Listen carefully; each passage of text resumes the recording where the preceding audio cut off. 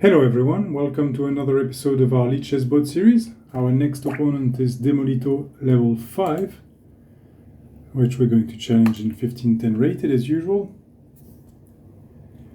So we have the white pieces. Let's try knight f3. I think we want to play solid.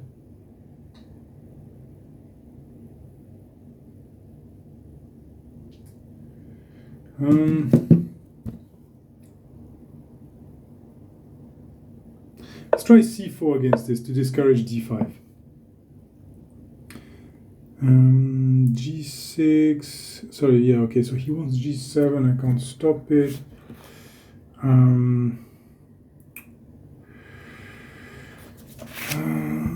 What else? Should I play in the center like d4? Prevent. Well, I already prevent e5, so d4 doesn't really achieve anything.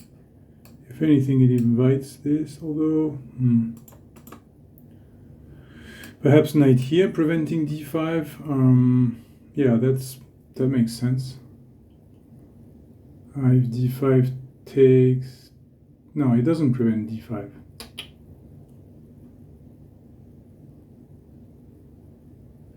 Okay, g3.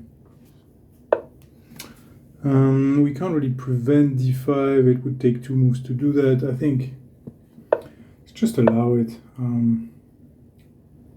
We're gonna gain a tempo with d5 because he takes back, and could probably chase him with e4. So d4 is an option.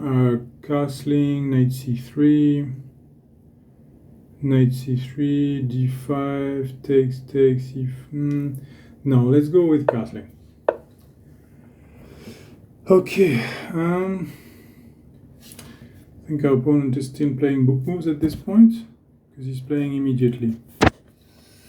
Let's see, what does he want? I think this is a standard King's Indian setup, so typically the follow-up will look something like this, I guess. I mean, as a general plan, not immediate moves perhaps, but so if this, do we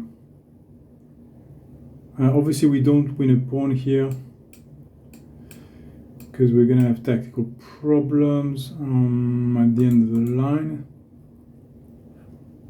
Okay, let's start with this. Okay.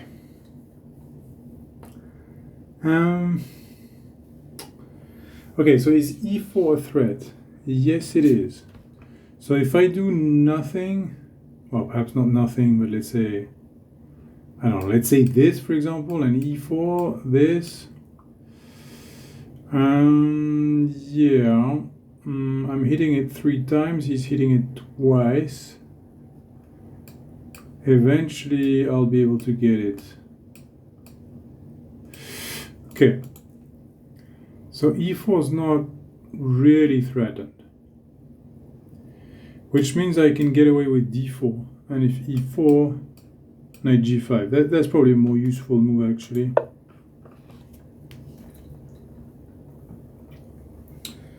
So if my calculation is correct, e4 is not playable here.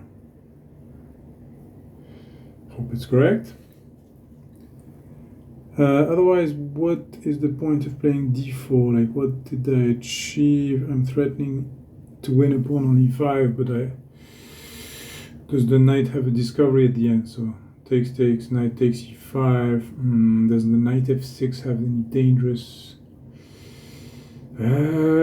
Yes, I think so. Knight d5 will be a yeah, okay.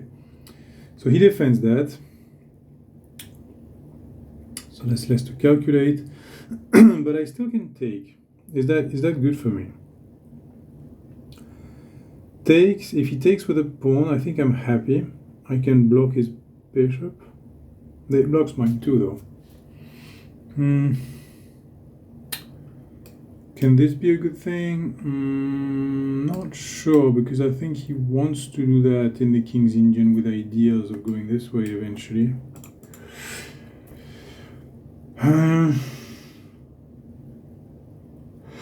Although I could do this, allow this, at some point, not immediately, of course. and just try to go faster on the queen side. Yeah, let's try. Just take space in the center. Knight e7 is expected, of course. Knight b4 would be a suspicious move. Not losing, because eventually it goes to a6, but yeah, it doesn't really do much on a6. So I think knight e7 is the move here. It's the only move that makes sense. What else could he do? So e4, no, we still have knight g5. Even more so now. So the idea is, okay, eventually, you know, he's gonna want to do, let's say he wants to do this, takes him 2 tempos, 3, and already is making contact. You know, maybe he needs to prepare it with something like this, although, okay, not quite, he probably needs to prepare that first. But you can see it coming. Probably, yeah. Whereas my attack, so to speak, like where is it exactly? And if I do this, in a way I'm helping him, because once he does that,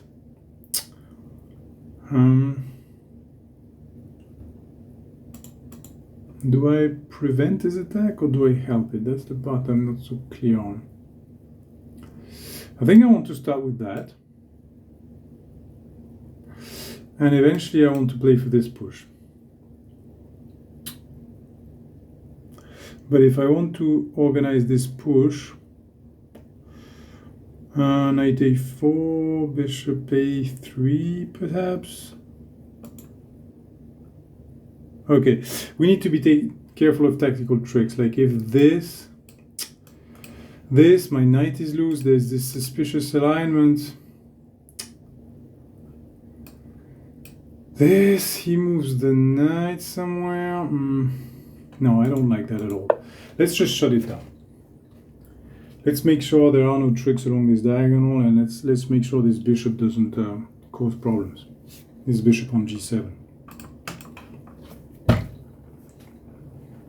Okay. And if we need to, maybe even rook e1, lending more support to this pawn. Yeah. Let's see what he wants to do. I think a logical plan here would be this and this, or maybe this and this, but black wants to play for f5 here. At least, I think that's the most ambitious and more typical way of playing a King's Indian. Okay, so if I take, I think I expose a weakness on d6. On paper, I have a Maroczy bind, but what do I do with this? Thing is, he's gonna take like this. And it's not so clear how I stop this push at the end.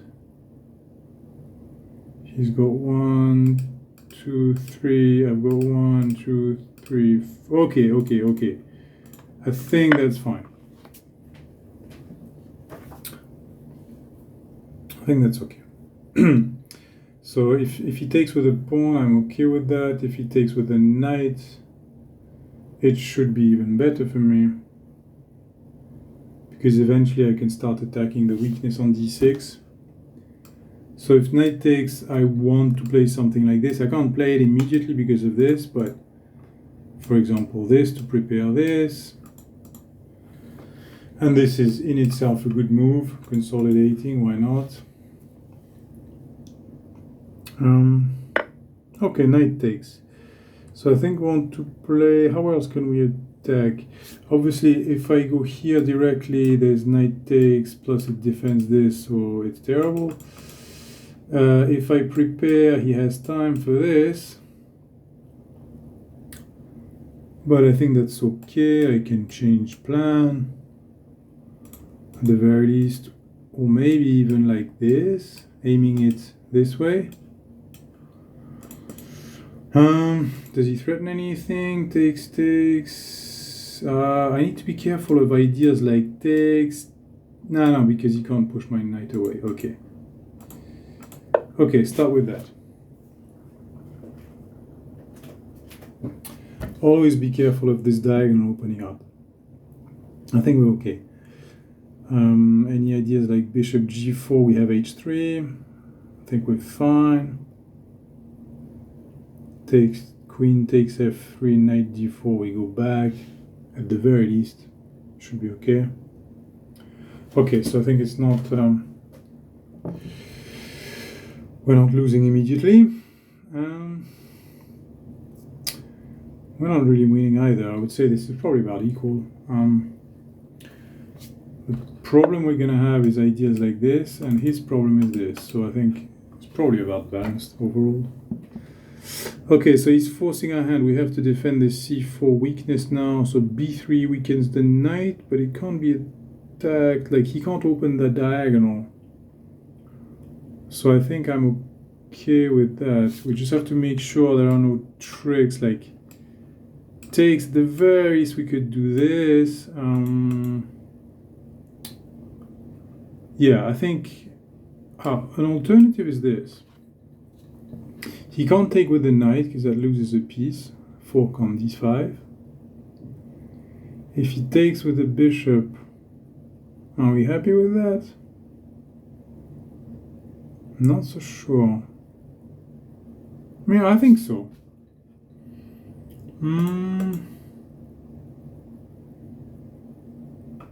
Or we do this first. Can he stop this? But what's the point of inserting b3? Trying to develop an extra piece. Because this, okay, he can't take us, but then what? Like, what do? We don't threaten anything. Maybe this, but he's gonna have time to do this first. We don't really have a threat. On the other hand, this doesn't make a threat either. It prepares this, which is hardly a threat. Can easily be parried. Takes 2 moves, he can do this at the very least. Okay, I don't know. Okay, let's do this.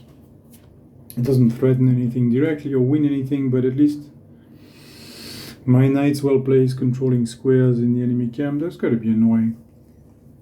It imposes restrictions on what he can do.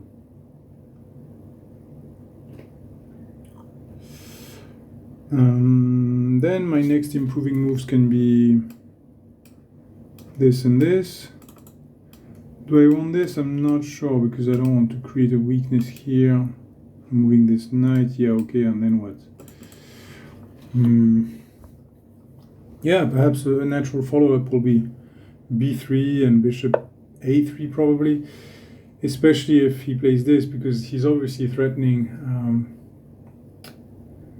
He's aiming at c4. I think it makes even more sense now.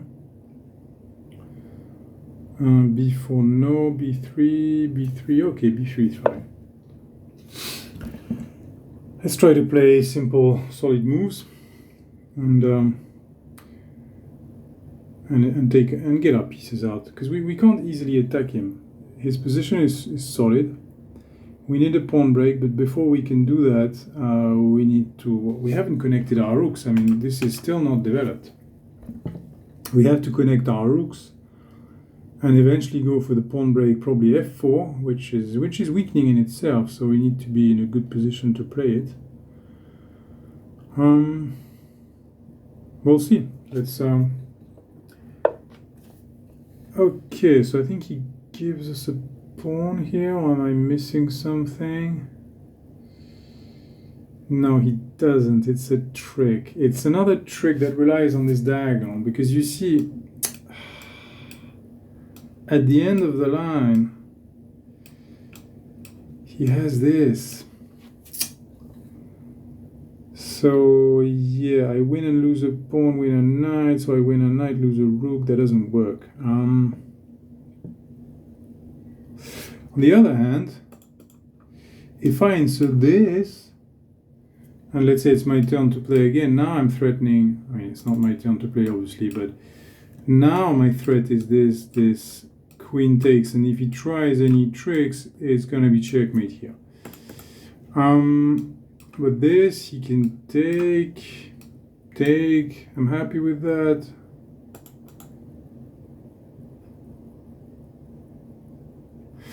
Alternatively, this, and just this. And how does he defend? By moving the knight. I think that's simpler. And just bishop b2. And I say, okay, I attack this pawn twice. How will you defend it? You can move the knight, defend it once with the...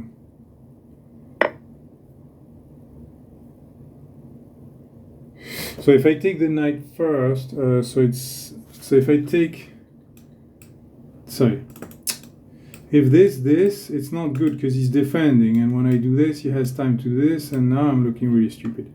So I think I need to do this immediately. He's gonna try some tricks. No, that doesn't work. I just take. I think I'm fine with that. Okay. And I'm neutralizing his bishop somewhat.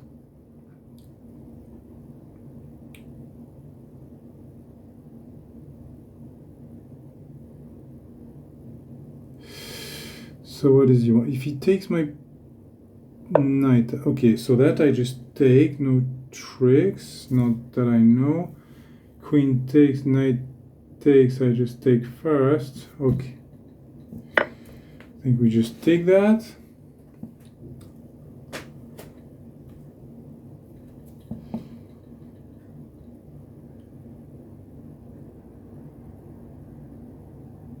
In fact, can we threaten to do this and then with the idea of takes, queen takes?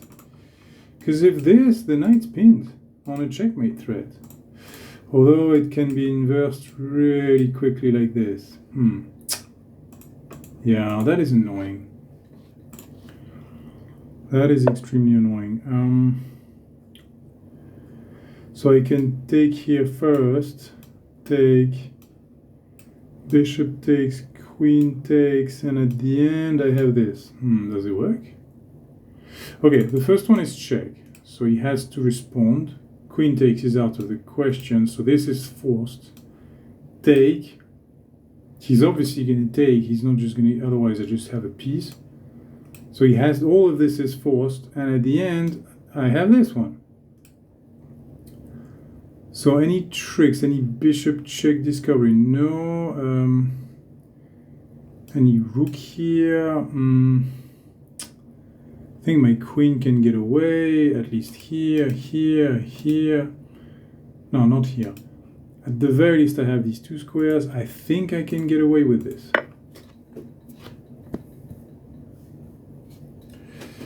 I can pre-move bishop takes f6 because I'm a bit short on time. Queen takes and queen takes d6, and he's probably going to try rook d8. I'm guessing rook ed8, taking the most squares. Queen c4, controlling the d2 square, because the next step is he will try to infiltrate with rook queen aiming at f2. Now that's something I didn't think about. If this, say I go here. Fortunately, there's no rook here because I take. But let's check this. Any tricks? So this. Probably I should be able to at least do this and just bail like that. I mean, if I can exchange queens 2 pawns up, even if my pawn structure is not perfect, I think it's okay. No opposite colored bishops. Should be winnable. So obviously he will put a rook on d8. Question is which one. That's amazing. That's good for us. Takes. I give him the file. Why would I do that? On the other hand, if I do this, he doesn't have to exchange queens. If I initiate, then I contest.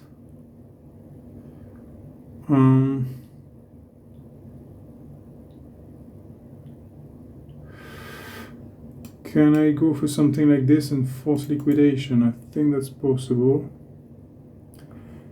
If I do this, any tricks like... I think there's no point.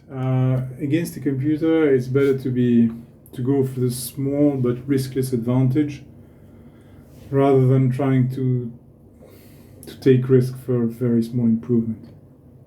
Because there's no guarantee he was going to take my queen if I put a rook on d1. And even if he did, it's not clear that I gain very much. So I think we want to go here now.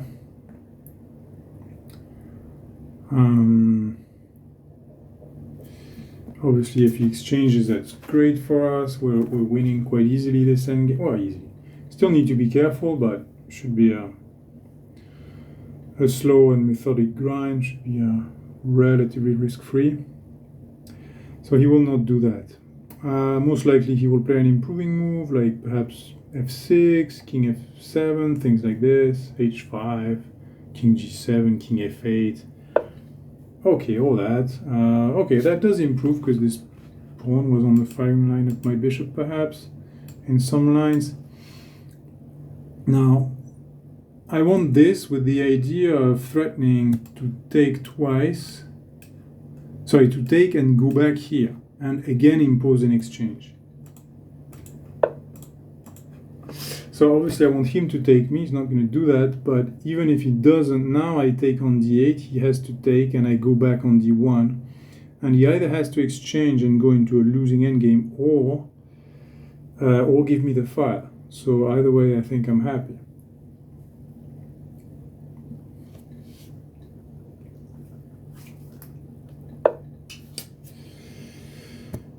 Okay. Rook takes is forced. Well, it's not forced, like you never know, never pre-move, because sometimes computers play a very strange move when they're losing. So you never really know. Of course, it's the most likely move, but you're never really sure. So obviously that we take. And yes, we gave him the file, so it's a small concession, but it's still a winning endgame. We have 2 extra pawns. There are no tricks like opposite colored bishops. We have a majority on both sides of the board. So it's, yeah.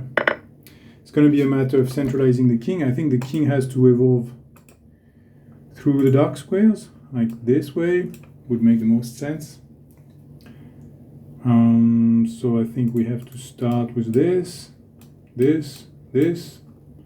I don't know if we have to, but that's the logical way forward. So do we want to restrict his bishop? Do we want to... I think first we want to improve the king. Okay, we can do this. So this. The only downside in doing 2 instead of 1 is that he can create a contact. Is that a problem? He can break my pawn chain. Should I care about? On the other hand, I can take him, deflect, and now I have a passed pawn. So, okay, I think I'm okay with that. If g5, I take it, and then I want king f2. In fact, in every scenario, I want king f2. I mean, against every move that doesn't prevent it, I want king f2.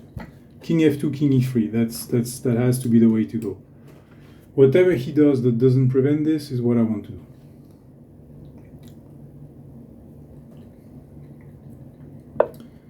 Okay, makes sense. He doesn't threaten anything. I mean, he's threatening to, of course, centralize his king. So we need to do the same.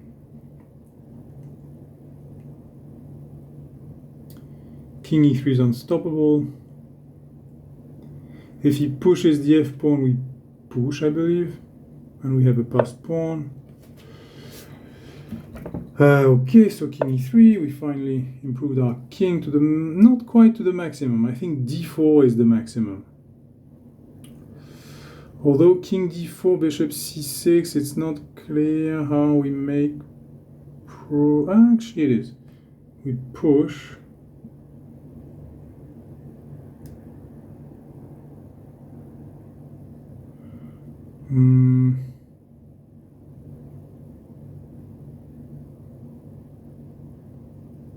Not entirely sure if I should...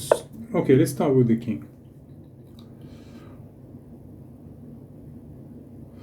So what is my plan? I want to push, and then what? He's gonna do that. If he takes, I think I do that. Just need to make sure there's no my pawn base, which are here and here. So this is on dark square, it's all good. But this one, if he picks up this one, the entire chain falls, so I need to be a bit careful. The thing is that I control this one, I'll be able to do this, let's say. So can we just do this?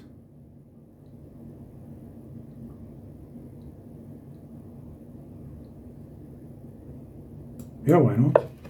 Don't see anything wrong with it. Now if he takes, tough question, do we want to take with the pawn? Creating a pass pawn, or with the king, controlling squares? I like the king actually. I think the king is interesting because I'm really blocking his king and controlling the center very well in this line. So what could he realistically do with this bishop? Okay, so I can already create a passed pawn. Do I want to do that? How can he attack it? Well, quite directly like this, but then I move forward. That's good for me. Then he's gonna have some tricks like this. Am I in time?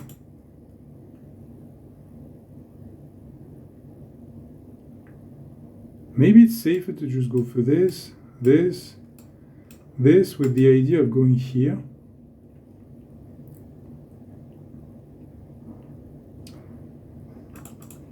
So this, he cannot penetrate with his king.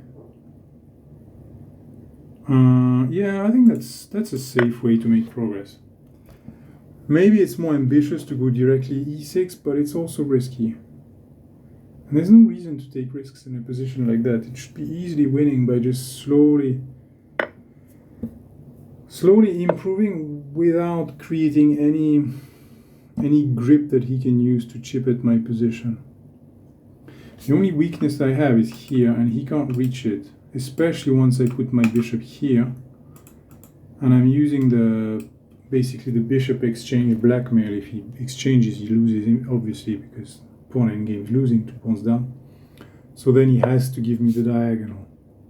So this is basically a blackmail. He has to give me the diagonal, otherwise he loses. He loses the game if he exchanges. So he's gonna move his bishop away.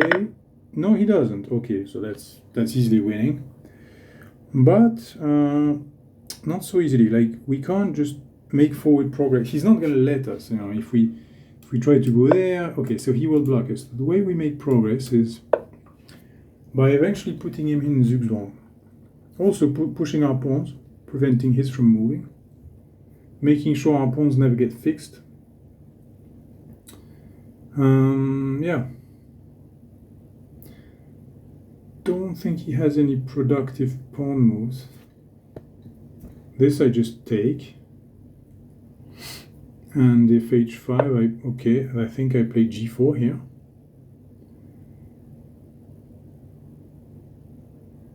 Perhaps I could even play h4 and play for the zugzwang, but this is tricky, it requires calculation. We don't want calculation. We want simplification. No tricks. So he's gonna have, well, he doesn't have to, but he's most likely gonna take. And if he doesn't, I can also force things by playing f5 myself, because it's check. And eventually I'll take the other pawn. Well, exchange off.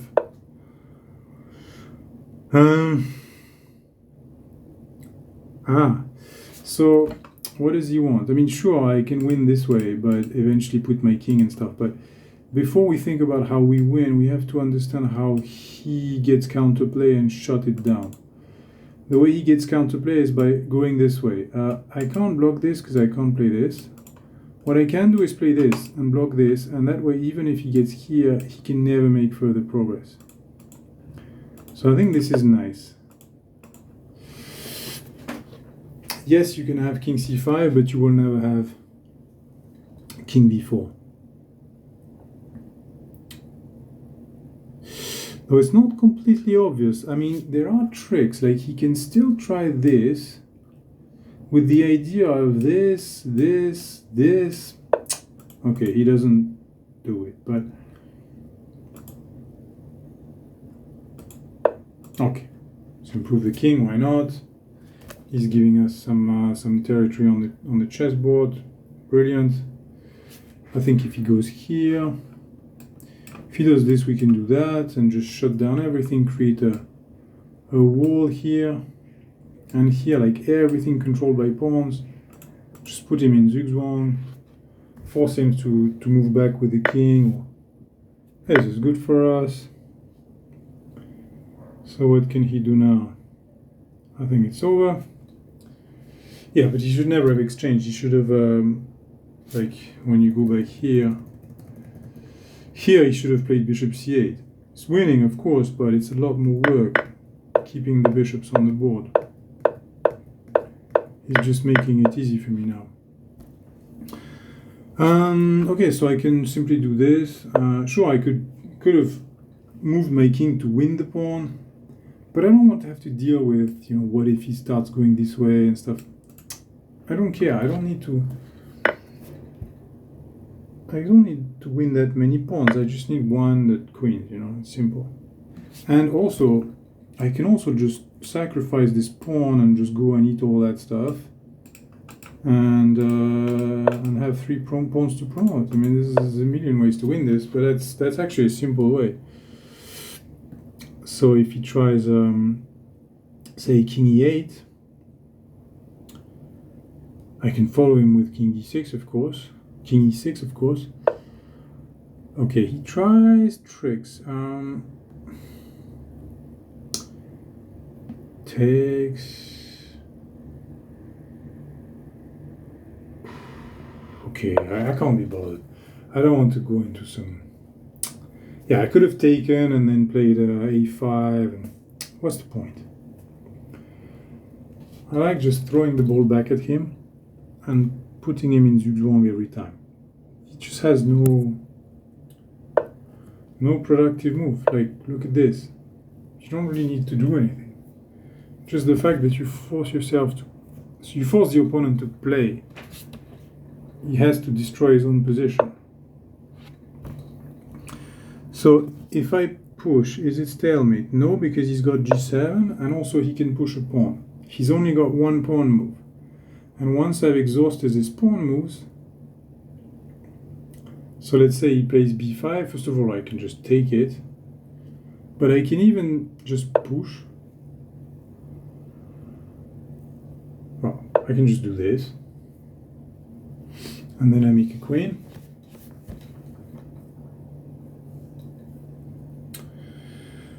And win the game. Sometimes I wish these bots would resign. I mean, I do like to play bots for the ability to really learn conversion technique and actually to properly win endgames. You know, even being up in material, you need to be careful, make sure you don't allow counterplay, but past a certain point, I mean, okay, everyone knows how to win with a queen. Queen against a naked king, so I don't think we need to go through that again.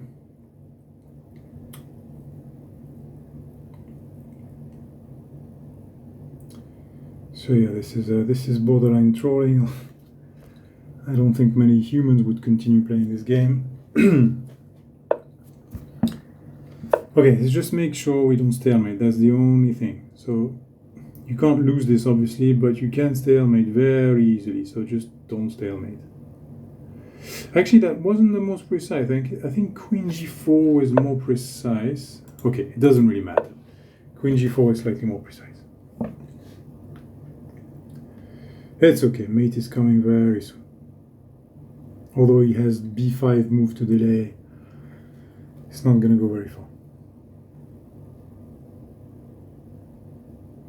If he moves the king up, I move my king. Okay, so we could take the pawn, but we don't need to.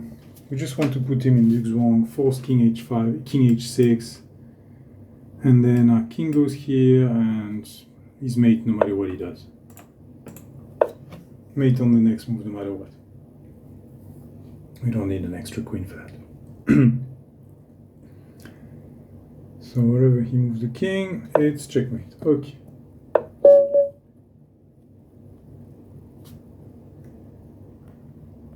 Okay, I've had a quick look at the analysis, and I'm quite surprised at the score of accuracy, with 97%, 0 inaccuracy, 0 mistakes, 0 blunders.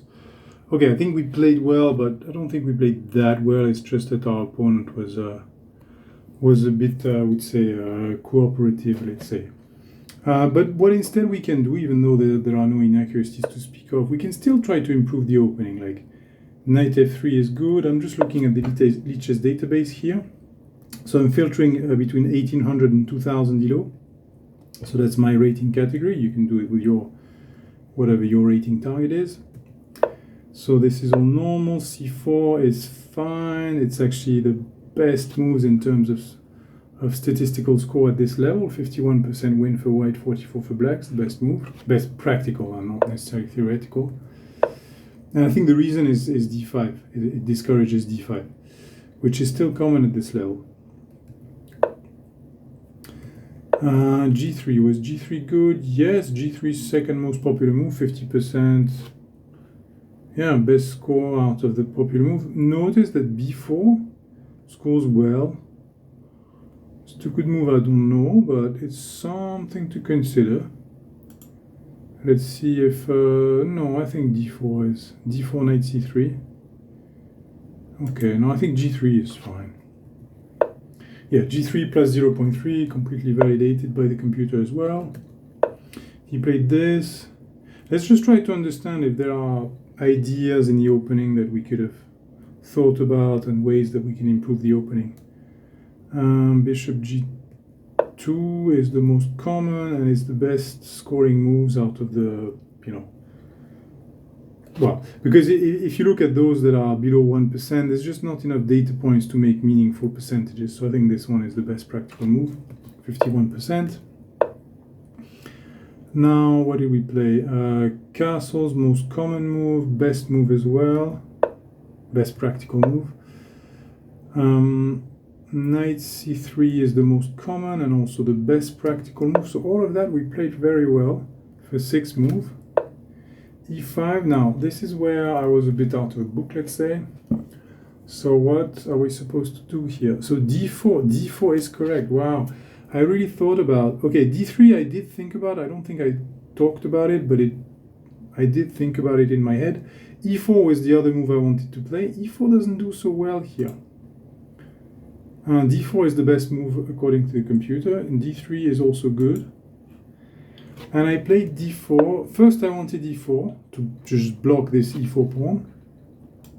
But once I realized that he couldn't really push E4, D4 actually sets up a trap that if he does this, I have knight G5.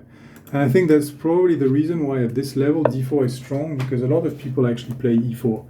As you can see here, E4 big advantage for white, 65%. So E4, it sets up the trap of playing E4. Of course he didn't fall for that. And now D5. Okay, I played D5. To me, it's a very logical move. But apparently, it's not the best move in practice. Probably because if you play D5, you lock up the center and you're kind of giving black, the King's Indian player, what they want, They want to play for this and then start marching all over you with this.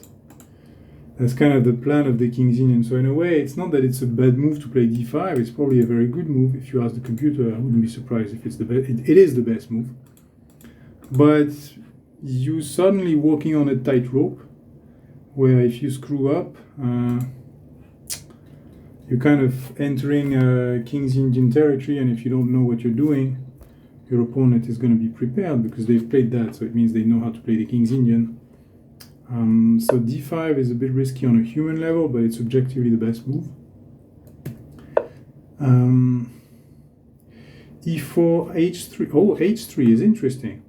I didn't think about this. It's just prophylaxis against putting a knight or a bishop, most likely a bishop on G. Could be a knight or a bishop, If I eventually put my bishop here, this knight could be annoying. you know, if I move this pawn, this bishop could be annoying. No, though not really. I can, yeah. So okay, h3 is an interesting idea I didn't think about. But I played e4, which is the most common. It doesn't score that well, only 48-48. So it doesn't score so well on a human versus human games, again, because of this idea of this to prepare that, the King's Indian attack. But my opponent didn't go for that, and he misplayed this. Yeah, already this is a suspicious move. It's really going against the whole idea of the King's Indian, which is what black wants here is to lock up the center like this, and then try to create, you know, maybe not in this order, but you get the point. Try to create a pawn avalanche while the center is blocked and my pieces are trapped on the queen side, unable to help. But this is like the antithesis of that plan. It just doesn't make sense. You're just creating this weakness on d6, leaving the center open, plus I've got this bind on the d5 square now. So I'm very happy with that. And he was supposed to take with the b pawn, as I thought during the game. So I think that is really the move that it didn't lose the game, but it made it much easier for me to play, and much harder for him to play. As you can see, the analysis is only plus 0.7, but in practice it's so much easier for white than for black. Okay, this was an attempt at creating some threats. Okay, this was not the most precise. I hesitated with b3. Okay, we don't have enough games in the database to make judgments on human statistics, but b3 is the best move according to the computer. Knight d5 is also acceptable, but b3 first. Yeah, b3 first. Yeah. So what is just out of curiosity, how does the computer refute this? Actually, he just plays around it. He just plays the King's Indian moves anyway. h6. Okay. Because the point of the computer is to say that, okay, you have a knight on d5, but you're not threatening anything, and I'm just going to play my King's Indian attack with your knight on d5. Perhaps the correct plan is more to go for this and eventually aim at this pawn. Not sure. Okay, I think that's it for the opening. We went quite far, and I think we played the opening quite well.